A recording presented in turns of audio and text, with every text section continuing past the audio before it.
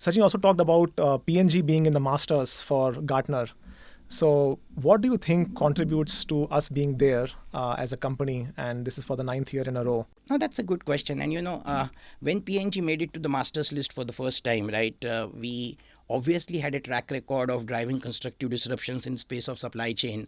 But the job of supply chain was still backroom function.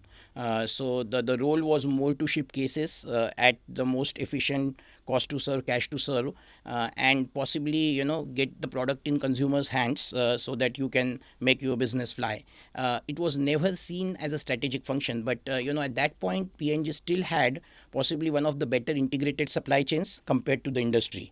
But what I would say, Pulkit, is in the last 3 to 4 years through pandemic, I think our Gartner rating of being master for the last 4 years is truly well earned and justified, because we really need to reconfigure our supply chain, reboot the learning, and accelerate a lot of the capabilities we had built in before. And one of the things I said that P&G came stronger out of the pandemic is because we already had done some digitization automation work ahead of pandemic, which we just accelerated as some of these things came. And for a supply chain master, even the criteria from Gartner has been evolving. Now sustainability is a far more important thing. Use of AI, use of digital capabilities, a different level of workforce who can impact it, and of course looking at different KPIs of resilience and all, which were not that important few years back, right? Earlier supply chain was all about best productivity, best service, and possibly optimize cash. Right. But you are now seeing some new vectors on which Gartner expects the masters to perform.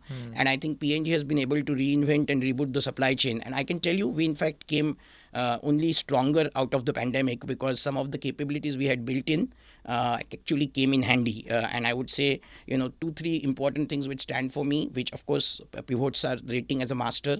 One is about doing remote qualifications of our technologies, where our engineers couldn't travel to the floor.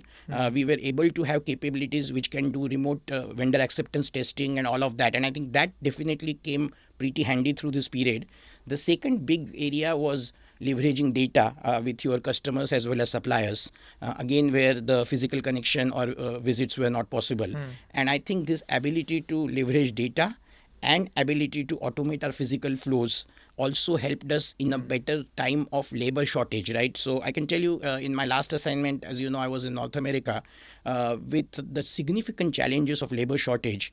Our labor resiliency was the pivot for our success, right? And because of our automated flows in our warehouses and in plants. Mr. Sachin, labor resiliency meaning what in what form? Yeah, so it was about how can you still manage an operation which is resilient even through labor shortage, because if we had heavily manual operations, like customization where it's people who are doing the transformations, versus for P&G in North America, we did have capability of doing this through machines, right, and through robots, and that helped us to still ship cases even through the pandemic, when some of our competition didn't have labor because of either, the high level of, I would say the physical distancing which was required, number of people out on quarantine, and obviously people who were themselves coping with the infections, right? So I think so the resiliency was about ability to run your operations uninterrupted, even when you had shortage of people, because you had capability of automated flow, which helped us ship cases. Right.